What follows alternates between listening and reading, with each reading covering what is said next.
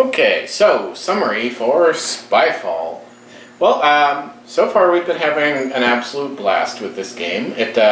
Its main advantage over other types of social deduction games, to my mind, is the fact that there's quite a bit more structure to this one.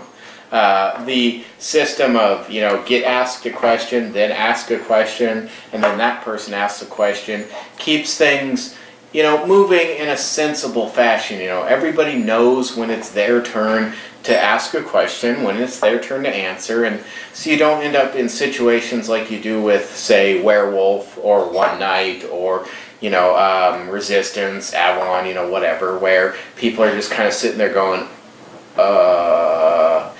afraid to say anything or not sure or, something.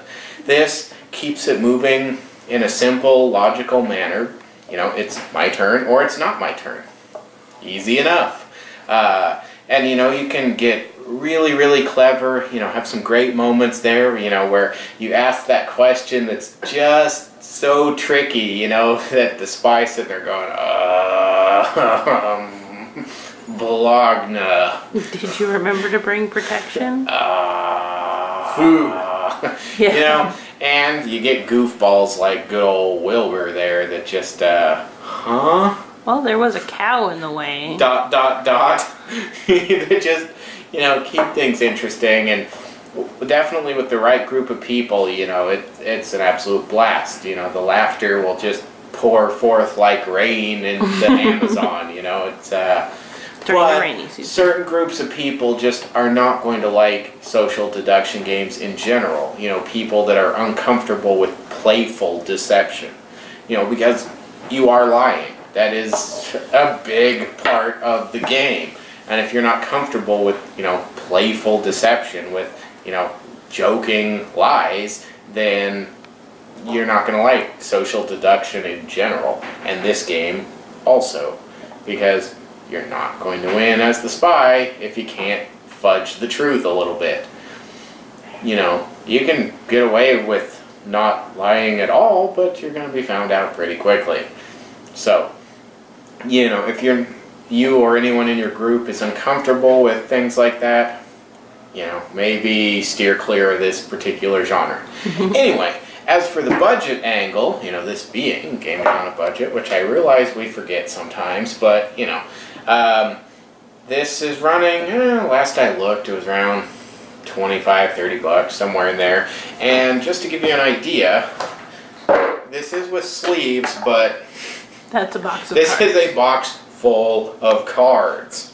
There are a lot of cards in this box, which is absolutely fantastic. I'm glad they didn't decide to waste any of their budget on anything ridiculous, like little player marker miniatures or, something stupid, or tokens, or, I'm actually even kind of glad that they didn't waste time and resources and space on a score track, because, pencil and paper is pretty easy to manage. Right. And what you get is a very efficient package where every last penny of the price is going towards the components you need to play the game.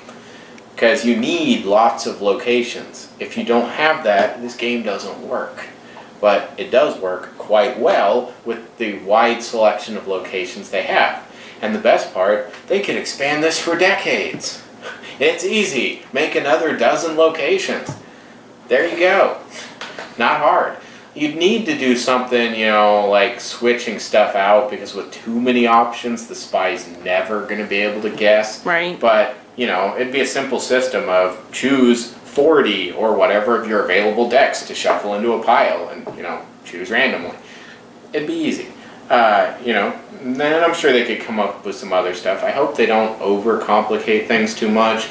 A lot of games, One Night and Avalon and guys like that can get a little wonky when you start including too much of the special stuff, because you lose